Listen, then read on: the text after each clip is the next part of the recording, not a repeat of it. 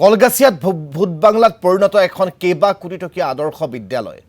হওঁপুৰত ৩০ কোটি টকীয়া আদৰ্শ বিদ্যালয়খন এতিয়া গৰু ছাগলীৰ চৰণীয়া পথাৰ হৈ পৰিছে।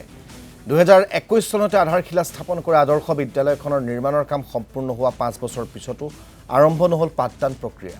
বিদ্যালয়খনত ছাত্ৰ ছাত্ৰীৰ আৱাসগৃহৰ উপৰিও সমগ্ৰ চৌপাশটো এতিয়া পৰিণত হৈছে ভূত বাংলালৈ। এই ক্ষেত্ৰত সমগ্ৰ বিষয়টো মুখ্যমন্ত্ৰী ডক্টৰ হিমন্ত বিশ্ব শৰ্মাৰ দৃষ্টিগোচৰ কৰি শীঘ্ৰে বিদ্যালয়ৰ পাঠদান আৰম্ভ কৰাৰ দাবী স্থানীয় সচেতন ৰাইজৰ। আগতে স্কুলটো বঢ়িয়া আছিল, ধুনীয়া আছিল, বহুত ভাল লাগছে। মানুহ ৰাস্তা দি গেছে, বহুত ভাল লাগছে, ধুনীয়াকৈ কৈছে। কিন্তু এতিয়া জাবৰ চাবৰ হৈ গেছে, ছাগলী বাগলী চৰাই চবেই দেখে পায় যে ছাগলী মাগলী চব চৰাই, গৰু চৰাই চব থাকে, লেতেৰা হৈ যায়। কোনোবা মানুহ আহি কেনে সোমাই কেনে লেতেৰা দেখা পায়। তে আগতে এইটো মডাৰ্ণ স্কুল খোলাৰ কথা আছিল। তে মডাৰ্ণ স্কুলটো এটা আমাৰ বাগবত হৈ গেছে, এতিয়াতো মডাৰ্ণ স্কুল নহয় বুলি মায়ে কৈছে, মডাৰ্ণ স্কুল এটা নহ'ব এইটো।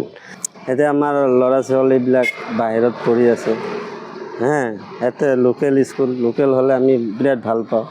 এতিয়া আমাৰ হিমন্ত বিশ্ব শৰ্মা ছাৰৰ ওচৰত এইটোও অনুৰোধ, স্কুলটো অ'পেন কৰক, নহ'লে ডিষ্ট্ৰিক্টে বিশ্ববিদ্যালয় দি আছে, এইটো বিশ্ববিদ্যালয় বনাই দিয়ক। বৰ্তমানটো পৰিস্থিতি একদম বেয়া, জংঘল হৈ আছে, গৰু ছাগলী এইবিলাক পালি আছে মানে